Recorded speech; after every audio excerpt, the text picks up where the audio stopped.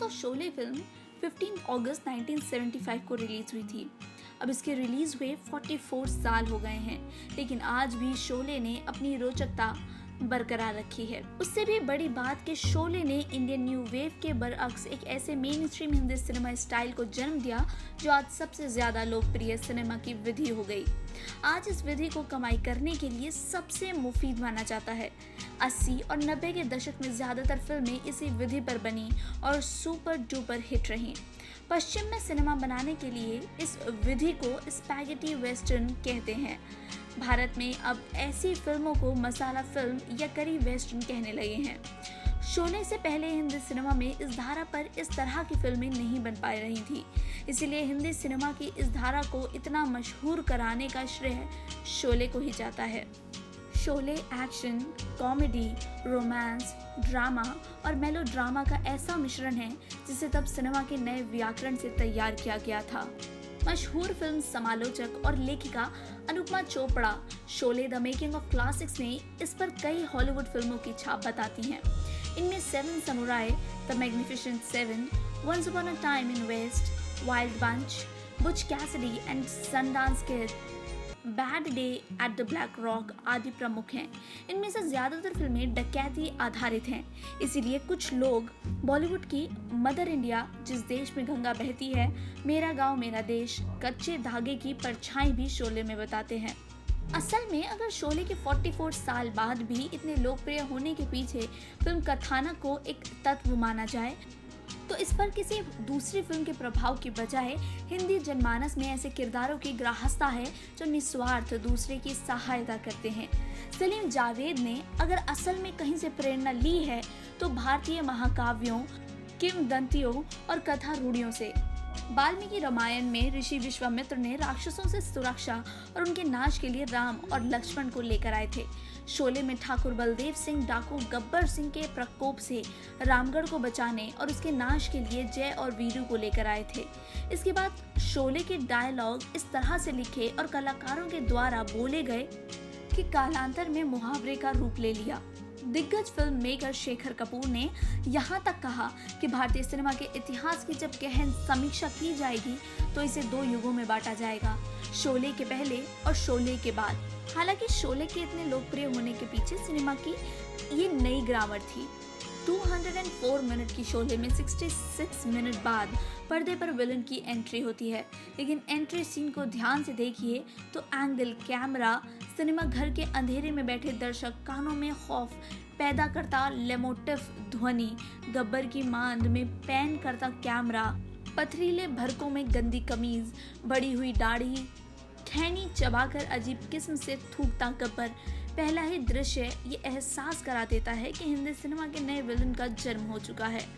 कई बार इसकी तुलना 1957 में रिलीज हुई फिल्म मदर इंडिया की बिरजू, 1960 में रिलीज हुई जिस देश में गंगा बहती है के राका, 1971 में रिलीज हुई फिल्म मेरा गांव मेरा देश के जब्बर सिंह और 1973 में रिलीज हुई फिल्म कच्चे धागे के ठाकुर लक्ष्मण सिंह से की जाती है, लेकिन ये तुलना एकदम सही है। गब्बर की जिंदगी का कोई पुराना सियाह पक्ष या किसी मकसद के लिए डकैती करना नहीं था।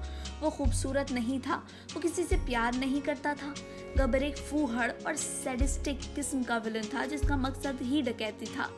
अनिरुद्ध भट्टाचार्य जी और बालाजी विट्ठल की किताब R.D. Burman the man the music में लिखा है, गब्बर के लेमोटिव के लिए R.D. बर्मन ने सेलो और हाइड्रोफोन म्यूजिक का इस्तेमाल किया था। ये म्यूजिक पहले हिंदी सिनेमा में इस्तेमाल नहीं होती थी। ये किसी खास किरदार के आने का संकेत देती है। शोले के बाद ये कई फिल्मों में आजमाई गई। इसका उदाहरण साउथ इंडियन फिल्म बाहुबली है, जिसमें अमरेंद्र बाहुबली के एंट्री पर खास म्यूजिक बजती है। शोले में लेमोटिव का इस्तेमाल महज गब्बर के लिए ही नहीं, इसी विधि से कम बोलने वाले किरदार जय के मनोभावों को भी बयां किया गया है। रामगढ़ काल्पनिक गांव था। बेंगलुरु से करीब 50 किलोमीटर दूर रामनगम के पास इसे निर्माता जेपी सिप्पी ने निर्देशक रमेश सिप्पी के मन मुताबिक बसाया था। ऐसे में गांव के परिवेश में दर्शक को पहुंचाना आसान काम नहीं था। गांव के पास ही गब्बर की मांद को उसी तरह से स्थापित करना निर्देशक के लिए टेढ़ी खीर थी। लेकिन क्रिएटिविटी देखिए, पहला टेक ही 1 मिनट से ज्यादा का। शोले का ओपनिंग सीन सबसे पहले रामगढ़ के भूगोल, समाज और अर्थव्यवस्था को स्थापित कर देता है। ट्रेन से उतरते पुलिसकर्मी के साथ एक ग्रामीण घोड़े पर सवार होता है। फिल्म के क्रेडिट के साथ रामगढ़ के पथरीले रास्ते, डाकुओं की मान और मेहनती मजदूर और उनका पूरा रहन सहन स्थापित कर दिया जाता है। इसी सीन में एक बेहद खास किस्म का प्रयोग किया गया था।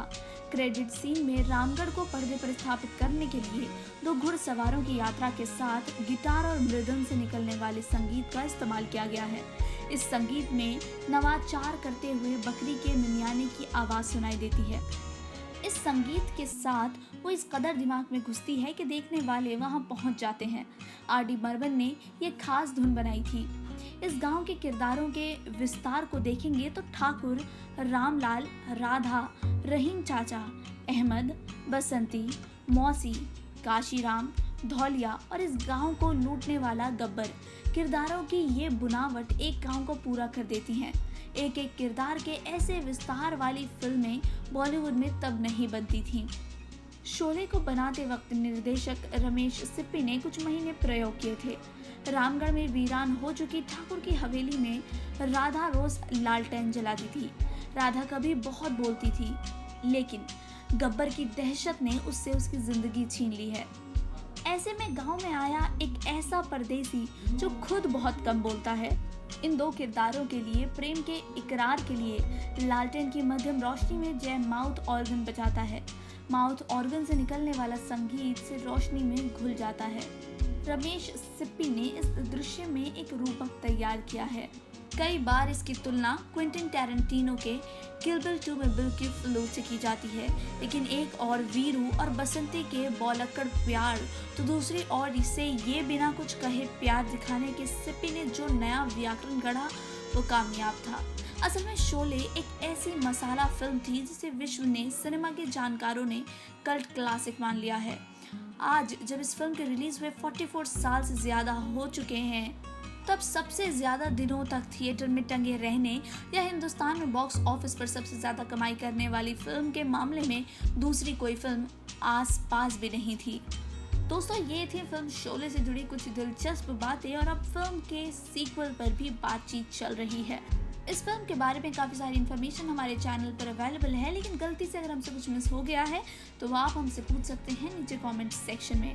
देखते रहिए बॉलीग्राज स्टूडियोज। मैं हूं सानिया सैफी। जल्द मिलते हैं एक नई वीडियो के साथ, लेकिन तब तक प्यार बांटते रहिए। क्या थी शोले के हिट होने की वजह? किस तरह से सेट किया शोले ने एक नया ट्रेंड? गब्बर सिंह की एंट्री ने कैसे मचाई थी हलचल? और फिल्म में जय और राधा की मोहब्बत दिखाने के लिए रमेश सिप्पी ने क्या अलग किया? हेलो दोस्तों, बॉलीग्राज स्टूडियो से मैं हूं सानिया सैफी।